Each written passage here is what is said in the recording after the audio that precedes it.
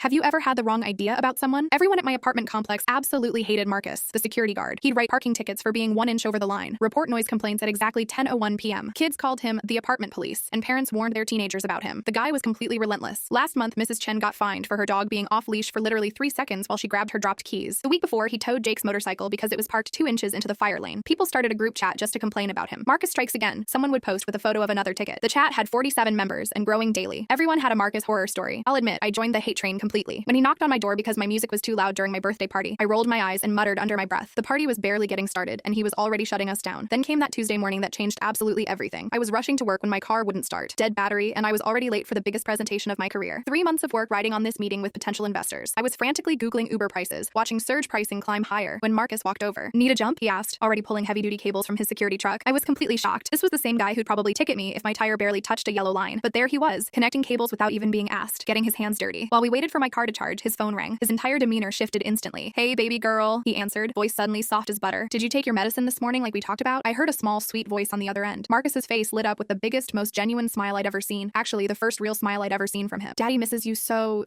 much. Tell me about those drawings you made yesterday with the new crayons." For 10 solid minutes, he listened to his daughter describe every single crayon she'd used, every character she'd drawn. His laugh was genuine, full of pure joy and love. When she started coughing, his expression immediately tightened with visible worry. "Put grandma on the phone, sweetheart. Daddy needs to talk to her." The conversation shifted completely. Medical terms I didn't understand. Treatment schedules, insurance coverage disputes, specialist appointments. His voice stayed perfectly calm for his daughter's sake, but I could see the stress weighing down his shoulders. After hanging up, I had to ask, "Your daughter?" "Emma, 7 years old." His voice got quiet, almost breaking. "Acute lymphoblastic leukemia. Been fighting it for 2 long years now." My heart completely sank. "I'm so sorry. I had absolutely no idea. She's responding well to the current treatment protocol, thankfully," but he gestured at his security uniform, then at the apartment buildings around us. "I work 3 different jobs to cover what insurance won't. This one pays the most and lets me be home during the day when she's not at school or getting treatment." My car started with a relieving purr. As I thanked him profusely, he added something that hit me like a freight truck. "I know people think I'm harsh, unreasonable. Trust me, I hear all the complaints, see the eye rolls, but this job pays for her medicine, her specialists, her treatments, everything. Can't afford to lose it over being too lenient with building rules." He paused, looking genuinely tired and worn down. "Some days I feel like the absolute worst person in the world, giving people tickets for minor violations, but then I think about Emma's smile when she finally beats this thing, and I keep going." I drove to work in complete silence, his words echoing repeatedly in my head. That evening, I posted everything in the group chat, told everyone exactly what I'd learned about Marcus and Emma. The reaction was immediate and overwhelming. Shame, guilt, but also something beautiful emerging. Mrs. Chen immediately started a GoFundMe. Jake organized a massive fundraiser barbecue. Within just 1 week, we'd raised enough money to cover Emma's treatment for 3 full months. Marcus actually cried when we presented the check. Real tears from the man we'd all called heartless. The group chat still exists, but now it's called Emma's Army. We share regular updates on her progress and organize ongoing support for Marcus and his family. Last week, Emma had her final scheduled treatment. She's officially in complete remission. Marcus still writes tickets and enforces building rules strictly. It's literally his job. But now when people complain, someone always speaks up. "That's Emma's dad. Show some respect." Sometimes the strictest person is fighting the biggest battle you'll never see.